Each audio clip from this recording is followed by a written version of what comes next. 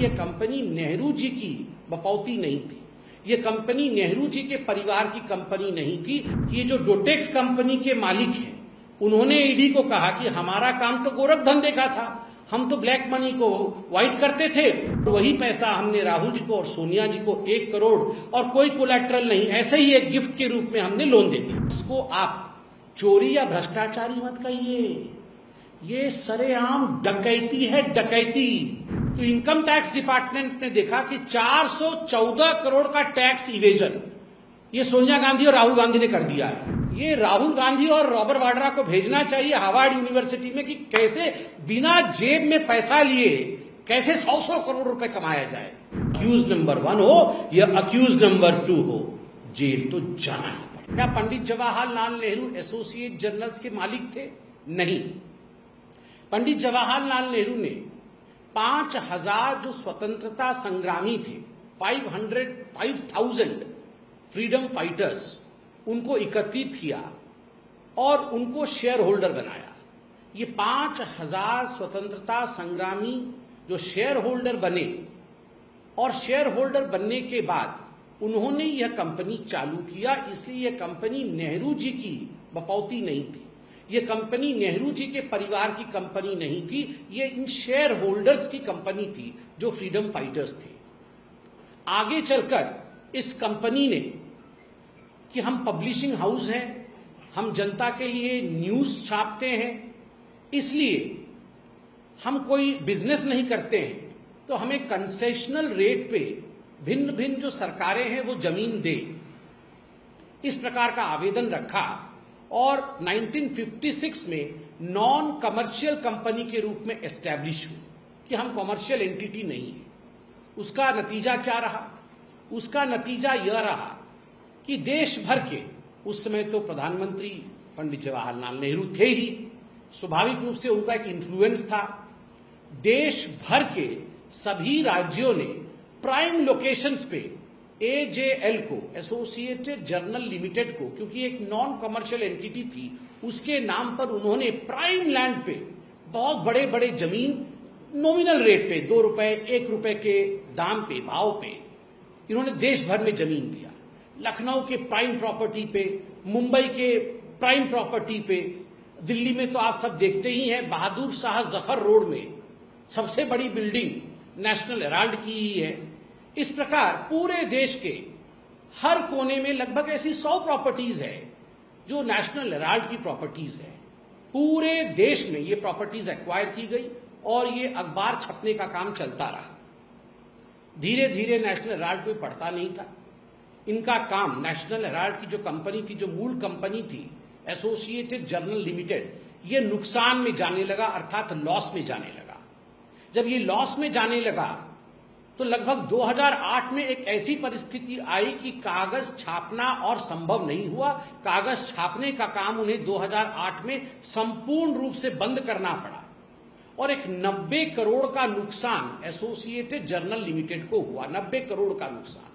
कैसे नुकसान हुआ? ऋण के नीचे आ गई, 90 करोड़ के ऋण के नीचे आ गई। कैसे आ गई?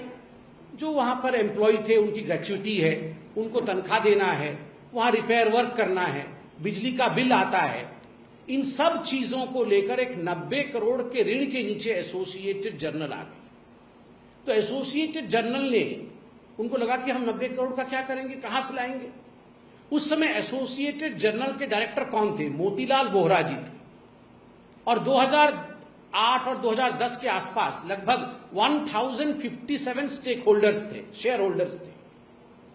तो मोतीलाल वोहरा जी ने सोचा मैं क्या करूं, ये 90 करोड़ का तो बहुत बड़ा लोन हो गया है।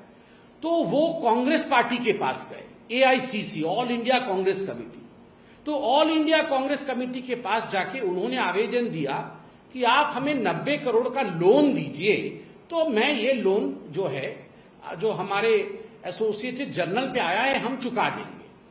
तो वहां पर कौन थे? कांग्रेस में किसको बोलना पड़ेगा? कांग्रेस में सोनिया जी और राहुल जी। उस समय सोनिया जी अध्यक्षा थी और राहुल जी जनरल सेक्रेटरी थे। तो मोतीलाल जी गए और उनको बोले कि सोनिया जी, राहुल जी, बड़ा ही गड़बड़ हो गया है। तो सोनिया जी, राहुल जी ने कहा क्या हो गया मोतीलाल जी? ना, अरे वो एसोसिएटेड जर्नल लिमिटेड जो दादाजी ने आरंभ किया था, उनकी कंपनी तो नहीं है, मगर आरंभ उन्होंने किया था आप लोगों के बचाव के लिए। मतलब कोई भी कांग्रेस के खिलाफ लिखता था तो आप लोग उसमें प्रोपागेंडा करते थे। अब वो 90 करोड़ के लोन में आ गया है, हम क्या करें? तो सोनिया जी और राहुल जी ने कहा, अरे कोई डरने की बात नहीं है, आप कांग्रेस के ट्रेजरर के पास जाओ और कांग्रेस से 90 करोड़ का लोन ले लो और आप लेके अपना लोन चुका दो। तो मोतीलाल जी बोले, अरे वाह, ये तो बड़ा अच्छा आइडिया है। तो कांग्रेस के ट्रेजरर कौन थे? कांग्रेस के ट्रेजरर भी मोतीलाल वोहरा जी थे।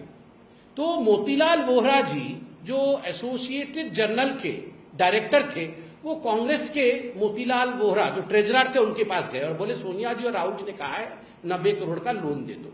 तो 90 करोड़ का लोन दे दिया गया। मोतीलाल वोहरा जो एसोसिएटेड जर्नल के थे लेके चले गए, मगर समय के साथ वो लोन चुका नहीं पाए। और कहां से लोन चुकेगा? कोई तो नेशनल हेराल्ड पढ़ता नहीं था, अखबार छपना बंद हो गया था। तो उसी समय 2010 में ये एक और कंपनी खोली गई। ये जो कांग्रेस पार्टी है, कांग्रेस पार्टी के कुछ सदस्यों ने एक और कंपनी खोली। उस कंपनी का नाम था young India limited. Young India limited, उसके 4 सदस्य थे। कौन कौन थे? सोनिया जी, राहुल जी, ऑस्कर फर्नांडिस और मोतीलाल वोहरा। तो सोनिया जी के पास इस यंग इंडिया लिमिटेड के 38% शेयर थे और हमारे राहुल बाबा के पास इसके 38% शेयर थे। अर्थात दोनों को मिलाकर यंग इंडिया लिमिटेड के कुल मिलाकर शेयर 76% के हो गए। जिसके पास 51% शेयर होता है वो मालिक होता है। ये बेचारे ऑस्कर फर्नांडिस और मोतीलाल वोहरा जी के पास 24%, 24% के शेयर थे। तो मालिक बन गए मां बेटे। सोनिया जी और राहुल जी 76% शेयर पकड़ करके, शेयर होल्डर बन करके यंग इंडिया के मालिक बन गए। अब ये यंग इंडिया एक कंपनी खुलती है तो उसमें कैपिटल इन्वेस्टमेंट होता है। उस कैपिटल को लेकर आपको कंपनी खोलनी पड़ती है। तो यंग इंडिया कितने की कंपनी थी? 5 लाख की कंपनी थी। 5 लाख निवेश किया गया और उस कैपिटल एक्सपेंडिचर से यह कंपनी खड़ा किया गया जिसका नाम था यंग इंडिया। अब 5 लाख कहां से लाए, बहुत चिंता पड़ गया सोनिया जी, राहुल जी की, हम 5 लाख कहां से लाए? तो उन्होंने एक कंपनी से लोन लिया, 1 करोड़ रुपए का लोन लिया और वो कंपनी का नाम डोटेक्स इंडिया कंपनी थी। ये डोटेक्स कंपनी से लोन लिया। आप सोचिए, 5 लाख रुपए के लिए 1 करोड़ का लोन लिया है। बाद में पूछताछ में मालूम पड़ा कि ये जो डोटेक्स कंपनी के मालिक हैं, उन्होंने ईडी को कहा कि हमारा काम तो गोरख धंधे का था, हम तो ब्लैक मनी को व्हाइट करते थे और वही पैसा हमने राहुल जी को और सोनिया जी को 1 करोड़ और कोई कोलैटरल नहीं, ऐसे ही एक गिफ्ट के रूप में हमने लोन दे दिया। इस लोन का कोई डिटेल नहीं कि कोलैटरल दिया, कैसे दिया, ऐसे ही एक लोन दे दिया, एक अंडरस्टैंडिंग में लोन दे दी। उसमें से 5 लाख की कंपनी खोली और बच तो बहुत सारा गया, 95 लाख तो बचा हुआ है 1 करोड़ में से। तो यंग इंडिया ने एक सुझाव दिया। यंग इंडिया में मोतीलाल वोहरा जी भी थे। तो राहुल जी और सोनिया जी ने बुलाया मोतीलाल वोहरा जी की, मोतीलाल जी जरा सुनिए। तो मोतीलाल जी गए राहुल जी और सोनिया जी के पास यंग इंडिया में। तो राहुल जी और सोनिया जी ने मोतीलाल वोहरा जी को बोला कि अरे यंग इंडिया वाले मोतीलाल वोहरा जी, आप ऐसा करो, आप हमारा एक प्रपोजल लेके जरा एसोसिएटेड जर्नल के मोतीलाल वोहरा जी के पास जाओ और उनको बताओ कि आप 90 करोड़ लोन कांग्रेस पार्टी का चुका नहीं पा रहे हैं, तो आपकी जो लोन है वो हम खरीद लेंगे, यंग इंडिया खरीद लेगी, एवज में हम 50 लाख रुपए देंगे और लोन हम चुकाएंगे। तो मोतीलाल वोहरा जी जो यंग इंडिया कहते, बोले वाह, ये तो बड़ा अच्छा आइडिया है, मैं जाता हूं एसोसिएटेड जर्नल के यंग जो मोतीलाल वोहरा जी हैं डायरेक्टर, उनके पास मैं जाता हूं। तो यंग इंडिया के डायरेक्टर मोतीलाल वोहरा राहुल जी और सोनिया जी के कहने के बाद उनका प्रस्ताव लेके एसोसिएटेड जर्नल के जो मोतीलाल वोहरा थे उनके पास गए और बोले ऐसा है कि यंग इंडिया हमारी कंपनी है, आपके पास 90 करोड़ का लोन है कांग्रेस पार्टी का, तो आप ऐसा करिए, हमें आप ये लोन दे दीजिए, बेच दीजिए, आपके लोन को हम चुकाएंगे, यंग इंडिया चुकाएंगे और एवज में हम आपको 50 लाख रुपए देते हैं। तो मोतीलाल वोहरा जो एसोसिएटेड जर्नल के थे उनका, वाह, 50 लाख आप देंगे भी और हमारा लोन भी चुका देंगे, एग्रीड, हम मानते हैं इस बात। 50 लाख रुपए एसोसिएटेड जर्नल ने लिया और उन्होंने अपने जो सारे शेयर थे, एक शेयर 10 रुपए का, ऐसा करके 9 करोड़ शेयर 9 इंटू 10 90 करोड़। तो ये सारे शेयर उन्होंने, एसोसिएटेड जर्नल ने यंग इंडिया के नाम कर दिया कि अब हमारी जो शेयर्स हैं वो आपकी है, अब ये 90 करोड़ कैसे चुकाना है ये आप जानिए।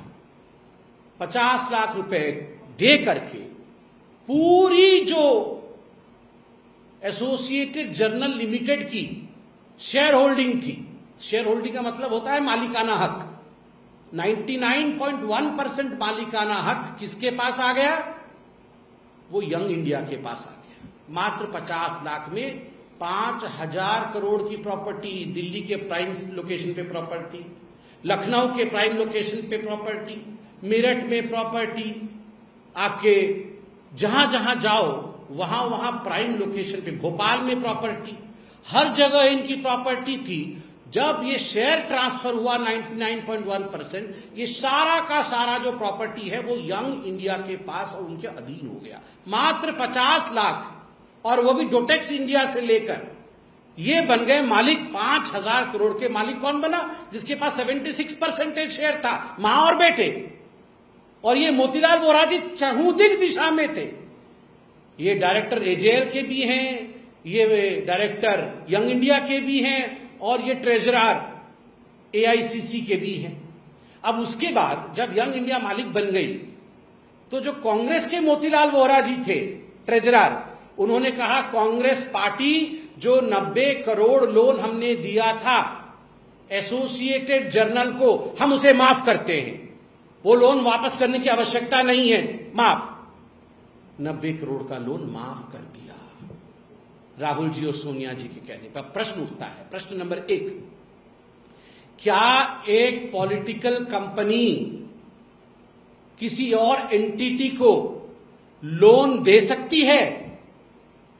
क्या कांग्रेस पार्टी यंग इंडिया को, क्या कांग्रेस पार्टी एजेएल को इस केस में जो 90 करोड़ का लोन दिया, क्या ये जायज है? कांग्रेस पार्टी एक पार्टी है, चंदे पे चलती है, लोग देते हैं, बैंक नहीं है जो लोन देगी। कैसे लोन दिया? नंबर 1। नंबर 2, वही लोग तीनों जगह हैं, क्विड प्रो को, वही सोनिया जी राहुल जी, यहां मोतीलाल वोरा को बोलते हैं, वही सोनिया जी राहुल जी लोन माफ कर देते हैं, वही सोनिया जी राहुल जी 5,000 करोड़ की प्रॉपर्टी हड़प लेते हैं। तो इस प्रकार से ये जो पूरी हड़पाई हुई है, मैं तो आज से आप लोगों को अपील करूंगा, इसको आप चोरी या भ्रष्टाचारी मत कहिए, ये सरेआम डकैती है, डकैती। पहले हम हिंदी पिक्चर में देखते थे, घोड़े पर बैठ के डाकू आते थे, ऐसे बंदूक लेके, बंदूक नहीं राइफल, बड़ा बड़ा बंदूक लेकर आते थे, और कोई भी बाहर खड़ा हो गोली मार करके, पूरे सरेआम दोपहर को, दिन में आते थे और गोली मार करके उसकी प्रॉपर्टी हड़प लेते थे डाकू, घोड़े पे बैठकर। और मॉडर्न डाकू तो यही है, ये तो डकैती है। ये सरेआम नाक के नीचे एक कंपनी बना करके 50 लाख में 5,000 करोड़ रुपए हड़प ली है। बस इतना ही फर्क है कि सोनिया जी राहुल जी घोड़े पे बैठ के नहीं आए और राइफल पकड़ के नहीं आए, बाकी तो पूरी डकैती ही है। तो इसको आप चोरी और भ्रष्टाचारी मत कहिए, ये नेशनल हेराल्ड डकैती केस है, जिसमें कि एक्यूज्ड नंबर 1 सोनिया गांधी है और एक्यूज्ड नंबर 2 राहुल गांधी है। अब वर्तमान में आते हैं, ये वर्तमान में पूरा विषय क्यों उठा है? अप्रैल 15 को, 2-3 दिन पहले, ईडी ने चार्जशीट फाइल किया, जिसमें सोनिया जी, राहुल जी, साम पित्रोदा और सुमन दुबे, इन चारों का नाम नामित है। इनके नाम के साथ चार्जशीट फाइल किया गया। सोनिया जी Rahul ji accused number 1, accused number 2। ये जो सैम पित्रोदा जो फॉरेन का काम देखते हैं और बीच बीच में बयानबाजी करते हैं, और सुमन दुबे ये भी डायरेक्टर है यंग इंडिया के, तो इनका नाम इंक्लूड किया गया है। अब इनका नाम क्यों इंक्लूड किया गया है, किस केस में इंक्लूड किया गया है? ईडी ने अपने चार्जशीट में पीएमएलए, जो कि prevention of money laundering act है, उसके अंतर्गत वेरियस सेक्शंस के अंतर्गत इनका नाम इंक्लूड किया है। 2022 से 25 के बीच में कुछ डेवलपमेंट हुआ है नेशनल हेराल्ड के केस में। क्या क्या डेवलपमेंट हुआ है जो आज हम सबको जानना जरूरी है? नंबर 1 डेवलपमेंट हुआ है, आपने टीवी न्यूज में देखा है कि राहुल जी से और सोनिया जी से ईडी ने पूछताछ की है। अब डकैती करोगे तो पूछताछ तो करेगी। उनसे पूछताछ हुई, पूरा कच्चा चिट्ठा सामने आया, कहां पैसा छुपा हुआ है, किस प्रकार से लेन देन हुई है, ये सारा कुछ सामने आ गया पूछताछ से। मल्लिकार्जुन खड़गे जी, आज मल्लिकार्जुन खड़गे जी, with all due respect to Mallikarjun खड़गे जी, वो एकमात्र एम्प्लॉई है नेशनल एसोसिएटेड जर्नल लिमिटेड की। ही इज द ओनली कर्मचारी ऑफ एजेएल, इसलिए उनसे भी पूछताछ हुई कि आप अकेले कर्मचारी हैं भैया, आप बताइए। दूसरा विषय। तीसरा विषय, जब ये यंग इंडिया ने एक्वायर किया एसोसिएटेड जर्नल लिमिटेड को, उस समय एक बड़ी बात देखी गई कि इतने बड़े प्रॉपर्टी को एक्वायर करने के बाद कुछ तो टैक्स देना बनता था। तो इनकम टैक्स डिपार्टमेंट ने देखा कि 414 करोड़ का टैक्स इवेजन ये सोनिया गांधी और राहुल गांधी ने कर दिया है। 50 लाख देके 5,000 करोड़ की प्रॉपर्टी ले ली और टैक्स नहीं दिया, तो 414 करोड़ का टैक्स इवेजन भी किया है, यह भी सामने आ गया। उसके बाद 16 लोकेशंस पे, जो ये एजेएल की प्रॉपर्टी की 16 लोकेशंस पे रेड मारे गए एजेंसीज के, और बहुत सारे दस्तावेज सामने आए। उन दस्तावेजों में बहुत सारी बातों का खुलासा हुआ। जब ईडी ने ये रेड किया और ईडी ने उसके साथ ही जो इमूवेबल प्रॉपर्टी थी एसोसिएटेड जर्नल की, उनको सील कर दिया, और इससे बहुत कुछ सामने आया जो मैं आपको अभी बताने वाला हूं। ये चौंकाने वाला विषय है। ईडी के चार्जशीट से मैं पढ़ता हूं कि आखिर इन प्रॉपर्टीज को सील क्यों किया गया, इन पर रेड क्यों डाला गया, वर्तमान में एक केस सोनिया जी और राहुल जी के खिलाफ क्यों हुआ। ईडी कहती है, these properties were attached after extensive investigation by the ED, which revealed significant generation and possession and use of proceeds of crime to the tune of 988 crore. To secure the proceeds of crime and to prevent the accused from dissipating the same. कल कांग्रेस वाले press conference में कह रहे थे, अरे कोई property तो बेचा नहीं, कोई प्रॉपर्टी खरीदा नहीं, प्रॉपर्टी तो जहां का तहां खड़ा है, फिर हमने क्या गड़बड़ी की। ईडी ने कहा, भैया प्रॉपर्टी तो वहीं खड़ी है, मगर उस प्रॉपर्टी का इस्तेमाल करके, उस प्रॉपर्टी के माध्यम से आपने प्रोसीड्स ऑफ क्राइम मतलब जो आपने भ्रष्टाचार किया, उससे जो उगाही की, उस प्रोसीड्स ऑफ क्राइम को आपने स्टोर किया, उस प्रॉपर्टी के माध्यम से उसे यूज किया, और उस प्रॉपर्टी के माध्यम से आपने जनरेट किया, और लगभग 1000 करोड़ रुपए अब तक 22 से 25 के बीच में 1000 करोड़ रुपए आपने जनरेट कर लिया है, ताकि ये पैसा आप ठिकाने न लगा दो और उस पैसे का हिसाब में हेरफेर, ये तो मां बेटे तो हेरा फेरी कर रहे हैं ना, तो हेरा फेरी आप ना कर दो, इसलिए हमने इसे सब सील कर दिया है। अब क्या प्रोसीड्स ऑफ क्राइम थे जो ईडी ने अपने चार्जशीट में लिखा है? 3 महत्वपूर्ण प्रोसीड्स ऑफ क्राइम लिखा है। ये बिल्डिंग्स तो थी ही, मगर इन बिल्डिंग्स के माध्यम से बोगस डोनेशन, कि हम डोनेशन देंगे जी, 18 करोड़ के बोगस डोनेशन हुए। हम नेशनल हेराल्ड को, हम आपके कॉज के लिए डोनेशन देना चाहते हैं। अब देखिए, ये जो यंग इंडिया कंपनी थी, ये तो नॉन प्रॉफिट ऑर्गेनाइजेशन है। नॉन प्रॉफिट ऑर्गेनाइजेशन का मतलब है हम कोई प्रॉफिट नहीं कमाएंगे, हम रियल एस्टेट का काम नहीं करेंगे, हम क्या करेंगे, चैरिटी का काम करेंगे।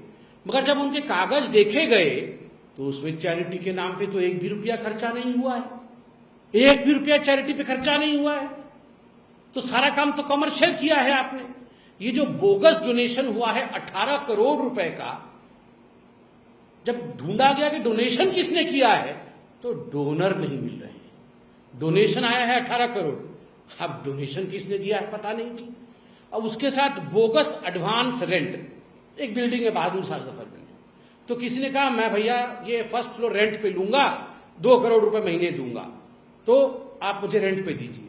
तो बाद में रेट में देखा गया, अरे रेंट तो आ रहा है मगर बिल्डिंग तो खाली है, इसमें तो कंपनी है ही नहीं।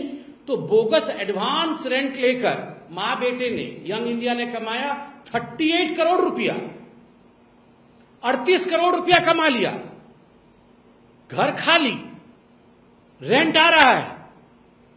अरे बाप रे, ये डकैती नहीं तो क्या है। बोगस एडवर्टाइजमेंट आ रहा है और उसमें 29 करोड़ रुपए ले लिया है। एडवर्टाइजमेंट कौन दे रहा है? अब सोचिए कि मां बेटे के पास 100 करोड़ रुपए है, उसको वाइट करना है, तो वो क्या करेंगे? वो जाके बोलेंगे उन्हीं के कांग्रेस के नेता को, तुम्हारा जन्मदिन कब है? बोलेगा मेरा जन्मदिन परसों है। बोलेगा अच्छा तुम ये लो 50 लाख रुपए, जाओ जरा जाके एजेएल को दो, 50 लाख रुपए का वो एडवर्टाइजमेंट तुम्हारे जन्मदिन पे निकालेगी और फिर लाके 50 लाख रुपए हमें ही दे देना। तो 50 लाख रुपए वाइट हो गया। वो कांग्रेस का किसी का happy birthday Guddu Buddu, Congress party, ये हाथ का चिन्ह, बस गुड्डू बुड्डू का हैप्पी बर्थडे, और वहां जो है 100 करोड़ का वो वाइट बन गया। तो ये धंधा चल रहा था उसके अंदर, और पूरी तरह से ईडी ने पूछताछ इत्यादि करने के बाद bogus donation, bogus advance rent और बोगस एडवर्टाइजमेंट का काम, गोरख धंधा का खुलासा किया है। अब बहुत सारे सवाल है। ये जो एसोसिएटेड जर्नल लिमिटेड के शेयर्स आपने यंग इंडिया को दे दिए, 99.1% की मालिक हो गई यंग इंडिया। ये शांति भूषण जी लॉ मिनिस्टर थे इंडिया के, और मार्कंडेय काटजू जी ये सुप्रीम कोर्ट के जाने माने जस्टिस थे, ये सब भी शेयर होल्डर थे। इन्होंने कंप्लेन किया कि अरे भैया हम तो शेयर होल्डर हैं, कंपनी का रूल होता है कि कंपनी और किसी और को आप हैंडओवर कर रहे हो, शेयर बेच रहे हो, तो शेयर होल्डर को तो आप बताओगे, मगर बिना शेयर होल्डर को बताए ये सारे शेयर ट्रांसफर कैसे यंग इंडिया को हो गए? तो ये भारतीय जनता पार्टी केवल नहीं कह रही है, ये शांति भूषण जी और मार्कंडेय काटजू जी भी बता रहे हैं। तो इस प्रकार से जो पूरा गोरख धंधा हुआ है 2008 में यंग इंडिया, 2010 में यंग इंडिया खोल करके 2008 से 2011 के बीच जो ये खुराफाती हुई है, ये डकैती है, मां बेटे ने डकैती की है। अक्यूज नंबर 1 है सोनिया गांधी, अक्यूज नंबर 2 है राहुल गांधी। और वैसे मुझे लगता है जब मैं प्रेस कॉन्फ्रेंस कर ही रहा हूं, अब पूरा परिवार ही डाका डाल रहा है, तो इन सब के आका रॉबर्ट वाडेरा, तो आप सोचिए रॉबर्ट वाडेरा भी पकड़ा गया है। ये जो रॉबर्ट वाडेरा थे, ये सिकोपुर गांव में हरियाणा में इन्होंने जमीन ली, इन्होंने लगभग 3.5 एकड़ को जमीन खरीदी। कितने में खरीदी? ये 7.5 करोड़ में खरीदा, और उसके 3 साल बाद उसको बेच दिया डीएलएफ को 58 करोड़ में। ये राहुल गांधी और रॉबर्ट वाड्रा को भेजना चाहिए हार्वर्ड यूनिवर्सिटी में कि कैसे बिना जेब में पैसा लिए कैसे 100 करोड़ रुपए कमाया जाए, ये दोनों बता सकते हैं, पढ़ा सकते हैं। आप बताइए 7.5 करोड़ रुपए में जमीन खरीदी और बेचा 58 करोड़ में, और बाद में मालूम पड़ा कि 7.5 करोड़ भी नहीं दिया था, डीएलएफ को बेचा था। डीएलएफ के ही पैसे को लेकर के 50 करोड़ डीएलएफ से लिया था, उसमें 7.5 करोड़ फिर डीएलएफ को दे दिया, और फिर 58 करोड़ में डीएलएफ को बेच दिया। ऐसे कैसे हुआ? क्योंकि वो लैंड यूज चेंज किया, लाइसेंस नहीं था वहां कॉमर्शियल प्रॉपर्टी बनाने की, तो डीएलएफ को कई 100 करोड़ रुपए खर्च करने पड़ते। भूपिंदर हुड्डा जी उस समय कांग्रेस के मुख्यमंत्री थे, उनको देने पड़ते। उन्होंने कहा ये हुड्डा जी पे खर्च क्यों करूं, दामाद को ही पकड़ लेता हूं, पूरा परिवार तो यही काम कर रहा है। तो उन्होंने दामाद को पकड़ लिया, और दामाद ने बोला तुम मुझे 50 करोड़ दे दो, मैं तुम्हारा लैंड यूज चेंज कर देता हूं। 50 करोड़ लिया, 7.5 करोड़ वापस किए, 50 करोड़ जेब में, लैंड यूज चेंज, बल्ले बल्ले। यहां मां बेटे 5,000 करोड़, या दामाद बोले मैं भी पीछे क्यों रहूं, मैं भी 50 करोड़। आप सोचिए, यहां तो 5,000 और 50 करोड़ की बात ऐसी हो रही है जैसे हम कहीं बैठ करके 10-20 रुपए का चाय पी रहे हैं। ये गांधी परिवार की ये सेंस ऑफ एंटाइटलमेंट, और ये सोचते थे डाका डालते जाएंगे और भारतवर्ष चुप रहेगा। सोनिया जी, राहुल जी, रॉबर्ट वाड्रा, अगर आप घोड़े पर बैठ करके डकैती डालते थे, गरीबों को लूटा है, और आप ये सोच रहे हैं कि एजेंसी कुछ नहीं करेगी, तो ऐसा नहीं होने वाला है। ऐसा नहीं होने वाला है। वो समय बीत गया जब आप सत्ता में थे और आपको लगता था कि ये देश आपकी बपौती है। ये नेहरू जी भी सोचते थे, ये आप भी सोचते हैं। अब यह देश आपकी बपौती नहीं है, गरीबों का है यह देश, और जिसने गरीबों का पैसा लूटा है वह अक्यूज नंबर 1 हो या अक्यूज नंबर 2 हो, जेल तो जाना ही पड़ेगा। बहुत बहुत धन्यवाद। कोई प्रश्न हो तो अवश्य पूछे। कांग्रेस आरोप लगाती है कि जब जब इलेक्शन नजदीक होता है तब तक भाजपा और केंद्रीय जांच एजेंसियां उन्हें परेशान करती हैं, क्योंकि बिहार के इलेक्शन नजदीक है, बंगाल के इलेक्शन नजदीक है, इसलिए भाजपा जो है वो केंद्रीय जांच एजेंसियों का इस्तेमाल कर रही है और उन्हें परेशान कर रही है। हरियाणा के जो इलेक्शन खत्म हो गए, ये दामाद जी तो का पूरा केस तो हरियाणा में था, वहां तो धूल चाट गए कांग्रेस वाले। उस समय तो ये केस नहीं चल रहा था। और देखिए, इलेक्शन इस देश में हमेशा चलते रहेंगे। मैं तो बोल रहा हूं कांग्रेस पार्टी को, अगर उनको इस पर डाउट हो रहा है कि इलेक्शन के कारण रेड हो रही है, तो 1 नेशन 1 इलेक्शन लाने दीजिए। 1 नेशन 1 इलेक्शन होगा, मगर अनंत रेड तो आपके ऊपर होंगे ही। आपने अनंत कुकर्म किए हैं। एक दिन आप देख लीजिएगा, 1 नेशन 1 इलेक्शन होगा, मगर innumerable raids on Congress party continue करती रहेगी, क्योंकि इन्होंने इन्यूमरेबल एक्ट्स ऑफ करप्शन किया है। इसलिए ये सब बहानेबाजी नहीं चलेगी। और ये अभिषेक मनु सिंघवी जी और जो इनके बड़े बड़े वकील आके यहां पर प्रेस कॉन्फ्रेंस कर रहे हैं, भैया प्रेस कॉन्फ्रेंस करने से क्या होगा? जो आप दलीलें यहां दे रहे हैं, कोर्ट में दलील दो। मां बेटे तो बेल पे बाहर है ना, दोनों मां बेटे बेल पे बाहर हैं। और दोनों मां बेटे ने जाके सुप्रीम कोर्ट में कहा था कि इस केस को स्टे कर दिया जाए। सुप्रीम कोर्ट ने मना कर दिया इस केस को स्टे करने के लिए। तो मेरिट देखा है सुप्रीम कोर्ट ने।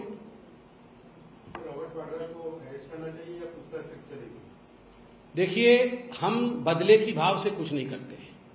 ये जो सरकार है, ये बदले की भाव से काम नहीं करती है, तथ्यों के आधार पर काम करती है। No vendetta, only data. ये वेंडेटा के आधार पर नहीं, डेटा के एविडेंस के आधार पर काम करती है। और डेटा जिस प्रकार से इकट्ठा हो रहा है, मुझे तो लगता है जो आप सोच रहे हैं वो जल्दी ही होगा। जैसे जैसे केस एडवांस होगा, आप देखिएगा, सबको लाया जाएगा।